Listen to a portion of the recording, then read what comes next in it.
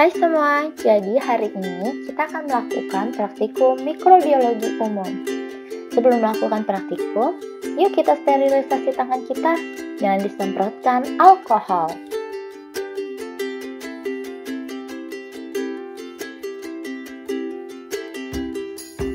Kalau sudah selesai, yuk kita mulai praktikumnya. Hari ini kita akan membahas pengenalan alat laboratorium.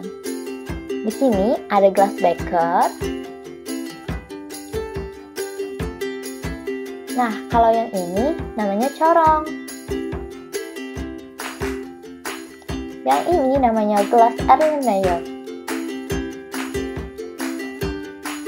Kalau yang ini namanya gelas ukur. Nah, seperti yang sudah kita tahu, yang ini namanya tabung reaksi dan juga ada sumbatnya ya. Tempat untuk meletakkan tabung reaksi adalah rak tabung. Kalau ini namanya cawan Petri.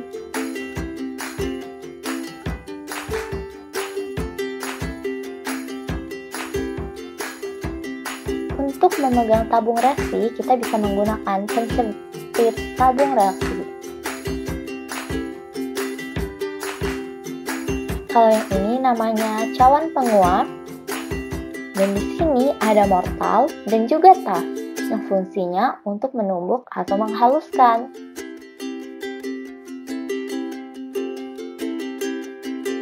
Kalau yang ini namanya Drygalski. Biasanya kita gunakan saat akan melakukan inokulasi.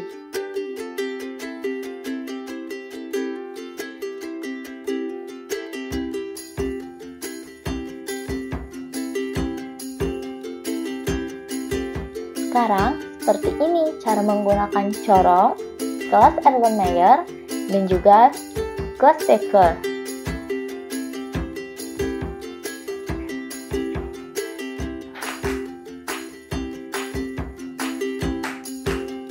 Kalau untuk menggunakan gelas ukur, seperti ini caranya.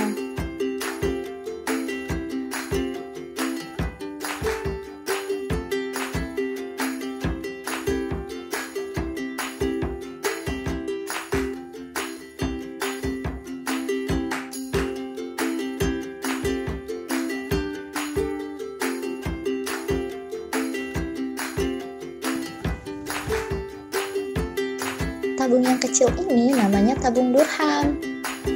Tabung Durham memiliki fungsi untuk melihat adanya pertumbuhan bakteri dengan indikator adanya gelembung pada Durham. Pertama, kita masukkan tabung Durham ke dalam tabung reaksi, kemudian masukkan cairan ke dalam tabung reaksi.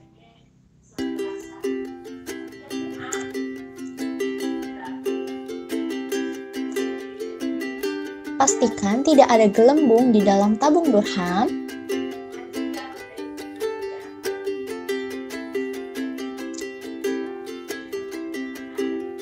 Jika masih terdapat gelembung, kita dapat membolak-balikan tabung reaksi sampai tidak terdapat gelembung di dalam tabung Durham.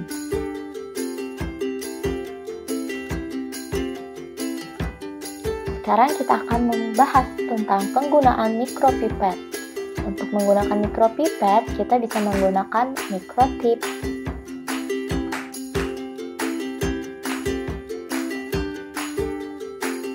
Carilah ukuran mikrotip yang sesuai dengan mikropipet.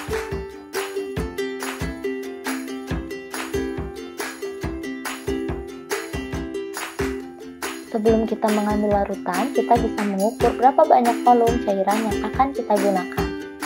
Kemudian kita bisa melakukan pengambilan larutan dan memindahkan larutan ke dalam tabung reaksi. Untuk melepaskan mikrotip, kita bisa menekan bagian putih di belakang yang lebih kecil dan mikrotip akan terlepas. Seperti itu.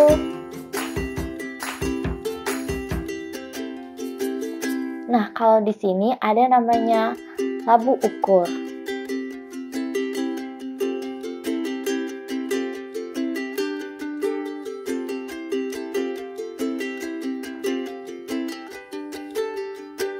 Kalau di sini ada dua jarum ose. Ada jarum ose yang berbentuk jarum dan ada juga jarum ose ose yang berbentuk lingkaran. Jarum ose yang berbentuk jarum biasanya untuk jamur, sedangkan yang berbentuk lingkaran biasanya untuk bakteri. Di sini ada batang pengaduk, fungsinya untuk mengaduk atau menghomogenkan larutan.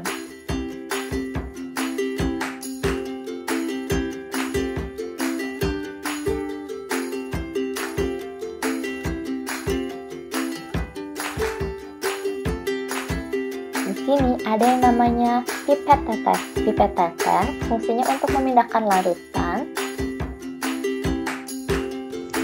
Nah, kalau yang ini namanya inkubator.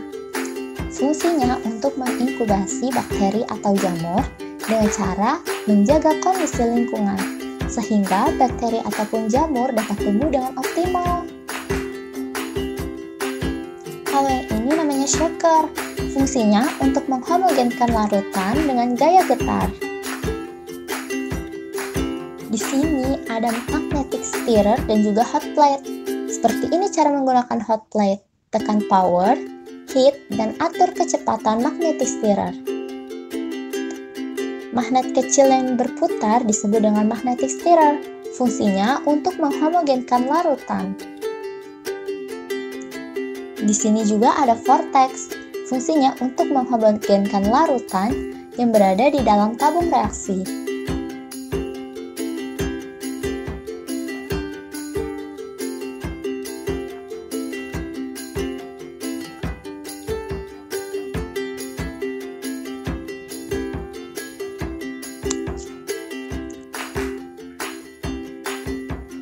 Kalau yang ini namanya adalah centrifuge. Centrifuge memiliki fungsi untuk memisahkan antara natan dan supernatan.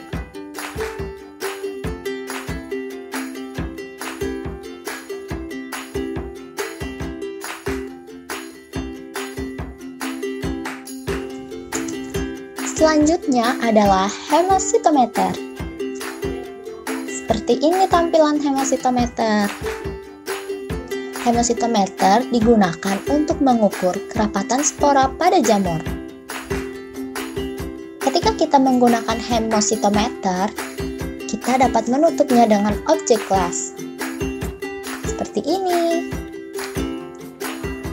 Seperti yang sudah kalian ketahui, di sini ada yang namanya mikroskop. Mikroskop berfungsi untuk mengamati mikroorganisme yang tidak dapat dilihat dengan mata secara langsung. Pada mikroskop terdapat lensa okuler dan juga lensa objektif. Biasanya, penggunaan mikroskop ini dimulai dari perbesaran terkecil dahulu untuk memfokuskan objek yang akan diamati. Nah, pada saat mencapai perbesaran tinggi, digunakan minyak imersi supaya lensa tidak tergores dan objek yang diamati menjadi lebih jelas.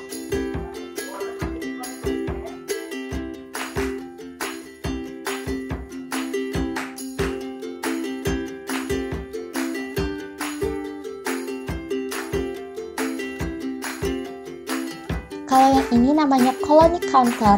Sesuai dengan namanya, fungsinya adalah untuk menghitung jumlah koloni bakteri ataupun jamur yang sudah diinkubasi. Penggunaan colony counter dapat mempermudah penghitungan karena terdapat kaca pembesar dan juga penghitungan dapat dilakukan dengan menyentuh koloni secara langsung. Kalau yang ini namanya adalah ENCAS. ENCAS sebenarnya sama dengan laminar airflow, tetapi pada zaman dahulu belum ada laminar airflow sehingga kita menggunakan ENCAS. ENCAS digunakan untuk pengerjaan zat-zat yang berhubungan dengan mikroba, sehingga terhindar dari kontaminasi. Sebelum kita menggunakan ENCAS, kita harus mensterilisasi ENCAS terlebih dahulu.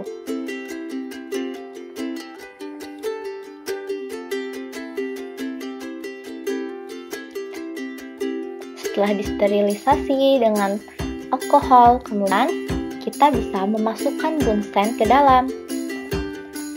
Sehingga kondisi di dalam ENCAS benar-benar steril dan terhindar dari mikroorganisme yang dapat menyebabkan kontaminasi.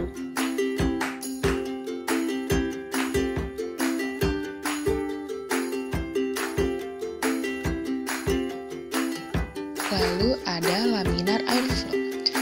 Laminar airflow ini fungsinya sama dengan engkas, hanya saja lebih canggih karena dilengkapi dengan alat yang dapat menyaring udara dengan filter khusus agar tidak mengkontaminasi ruang kerja. Selanjutnya kita akan melakukan sterilisasi.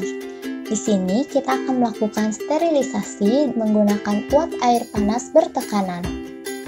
Sebelum melakukan sterilisasi, kita harus membungkus alat menggunakan kertas. Perhatikan cara membungkus alat menggunakan kertas ya.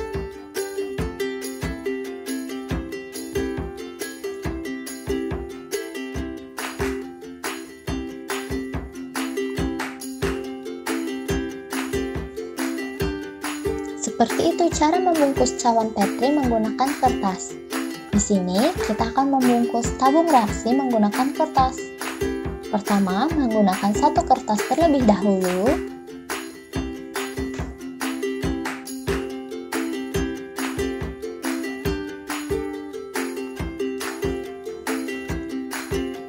Kemudian, untuk menutup bagian atas, kita menggunakan kertas yang lain. Jangan sampai kertas yang kalian gunakan robek ya.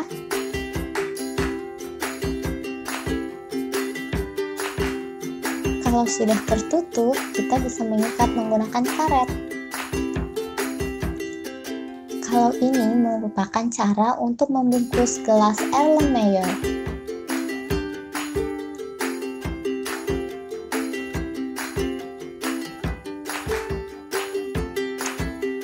Ketika semua alat sudah dibungkus dengan kertas, selanjutnya alat-alat tersebut dimasukkan ke dalam sebuah plastik.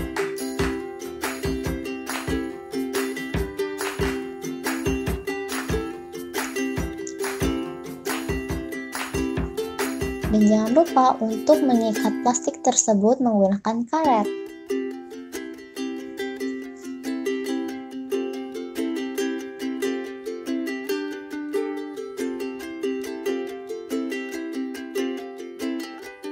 Setelah peralatan siap, sekarang kita masukkan alat-alat tadi ke dalam autoclave.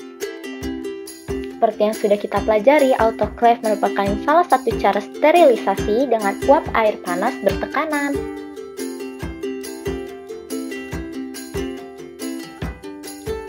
Ketika sudah selesai, jangan langsung dibuka ya, tunggu sampai autoclave memiliki suhu yang lebih rendah. Setelah selesai dari autoclave, selanjutnya alat-alat ataupun bahan yang sterilisasi tadi dimasukkan ke dalam oven. Di sini kita akan melakukan sterilisasi secara kimia, yaitu dengan cara menyemprotkan desinfektan ataupun alkohol ke meja kerja. Setelah selesai disemprot dengan desinfektan ataupun alkohol, kita dapat mengusap meja kerja kita menggunakan sebuah tisu. Selanjutnya, siapkan pembakar bunsen. Bunsen sendiri bisa digunakan untuk sterilisasi dengan cara pemijaran. Biasanya, alat-alat yang disterilisasi dengan cara pemijaran adalah alat-alat yang tahan panas, seperti jarum OC ataupun cawan Petri.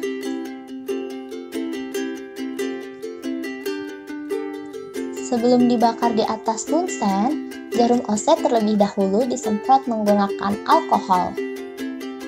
Kemudian, dibakar di atas bunsen sampai warnanya kemerahan atau benar-benar berpijar.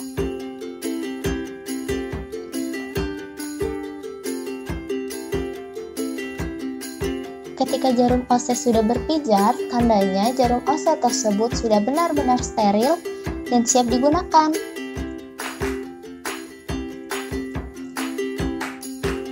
Sebelum membuka cawan Petri, kalian harus membakar pinggiran cawan Petri terlebih dahulu untuk meminimalisasi resiko kontaminasi. Lakukan hal yang sama setelah kalian menutup cawan Petri tersebut. Dan setelah menggunakan jarum OC, kalian harus melakukan sterilisasi dengan cara pemijaran. Sekian praktikum pada hari ini. Semangat terus belajarnya dan sampai jumpa.